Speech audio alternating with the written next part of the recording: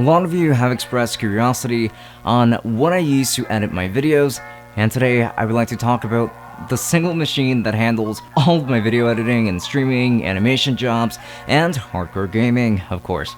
This is my custom build. It's about 2 years old and still kicking very strongly. So let's go ahead and dive in.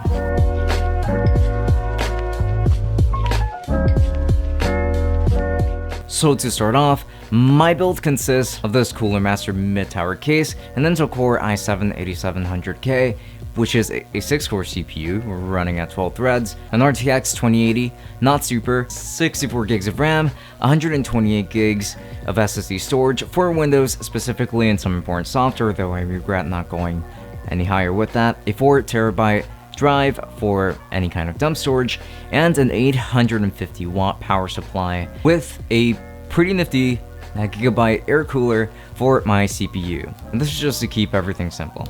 Over the course of all of this time, I haven't had a perfect experience with this build, but it's been mostly positive. Gaming for one has never been an issue, like at all. I can run any game at 1440p at least 60 frames per second at max settings, and creating animations on this has also been a very smooth experience, but the issues come with editing for the most part, especially in timeline performance, which happens to be a pretty big struggle for almost any machine I've ever used, but I will get into specifics very soon.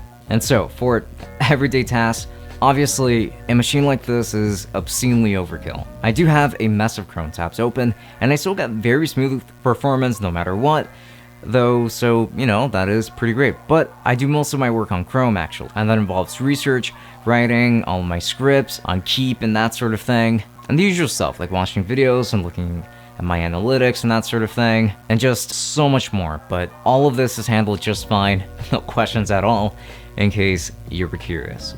And like I said earlier, this is a pretty amazing gaming machine, and performance in games that benefit from RTX tech, like Shadow of the Tomb Raider for instance, will definitely take a hit when you activate RTX because it's mostly ray tracing related, but with the proper fine-tuning you can actually get very beautiful visuals here and a pretty good frame rate. Like, you do not need a 2080 Ti at all if this is what you're looking at, even though it probably would be recommended. And something like Final Fantasy 15, for instance, that does actually support deep learning super sampling, which is a special feature from the RTX cards, will definitely improve its performance since the game is rendering more efficiently per se.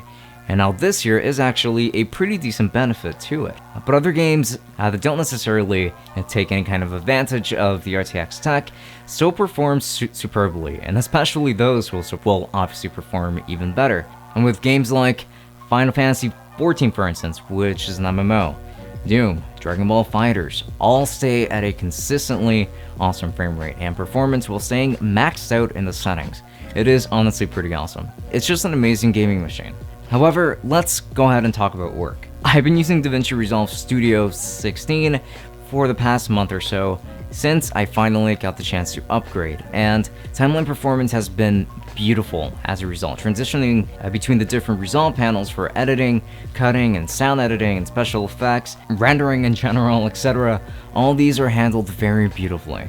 Most importantly, rendering performance has improved dramatically. A 10-minute 4K video with transitions and stabilization, etc. will render in about 28 minutes, which is actually pretty impressive for a machine like this, at the very least from my experiences.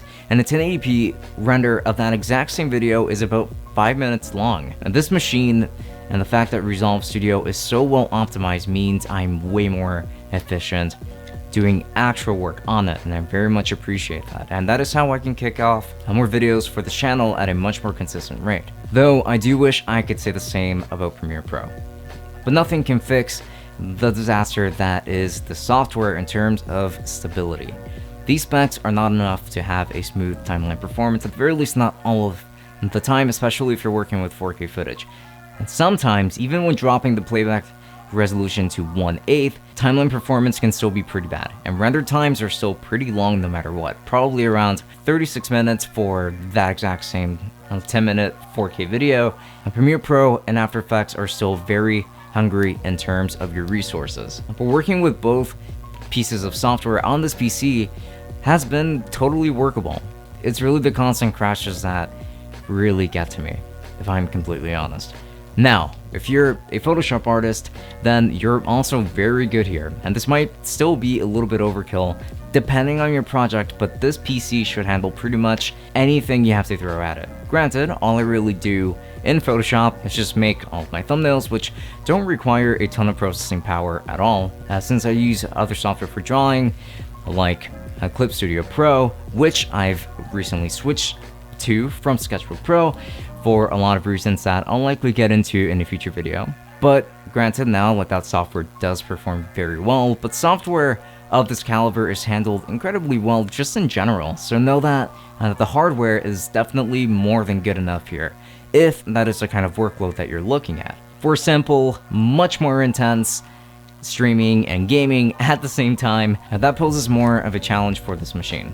And it's not a RAM issue, but it's actually more of a GPU problem, depending on the game. And you're gonna have to find a pretty good balance between stream quality and graphic settings for the game, depending on the game. Obviously, like Final Fantasy XIV, for instance, required me to have the frame rate cap to 72 instead of the 144 that I had it at before, and that my PC is actually capable of handling. But because when streaming, NVENC will be taking up some of those resources, it's going to end up pushing my GPU to 100% usage, which results in a laggy stream overall. So there are still compromises for having a single PC configuration for streaming, but I'm very happy making a small compromise like that one. It won't always be a perfect experience, but it is a compromise that works, and honestly, it is still a pretty high frame rate. For any kind of future upgrades though, in case you're curious, I'm definitely going to add more storage and probably a second RTX 2080 to SLI this one with the one that I already have in my build, and this is going to be for more specific workloads that can actually take advantage of using two GPUs at the same time. I'm not too sure if streaming would, for instance, but I do know that some programs actually do, like DaVinci Resolve Studio, for instance, and I believe that some 3D modeling programs too, like Maya, for example, but I still have to do quite a bit of research on that regard. It is just an idea, but those are probably some of the upgrades that I would make considering what I have now. So, in conclusion, this PC handles quite a lot. There's so many things that it has to manage all at once, like 4 monitors, like being connected to it at the same time, transitioning between scenes while playing a graphically heavy game and streaming it at the same time. I can handle VR exceptionally too, by the way. And pretty much any workload I need it for. It's been a true beast. If you were looking at hardware like this, for instance, I will be leaving a bunch of affiliate links below and even through Lustre, so you can find the best sales on Amazon much more easily. And then if you were just searching all on your own, I strongly recommend that you use Lustre for that reason. I use it all of the time, and I think that it is pretty awesome, and they can help you too. I get a kickback if you use these, so I really appreciate that. And if you have any questions about my build or about performance with any other kinds of software that maybe I didn't mention, if I've used them before, then I will be making sure to answer those questions down below for you, because I know that choosing your computer parts can be pretty intimidating. And now you can check me out on Twitch too if you wanted to ask me any of these questions live. I'll link to everything below, including my Twitter and my Instagram, in case you wanted to send me a direct message or any kind of tags asking any kind of questions. And with that said, this has been Francisco from Tech Summit. Hopefully you enjoyed this video, as it has been quite different, but it was a ton of fun. So with that said, have a good one. Enjoy.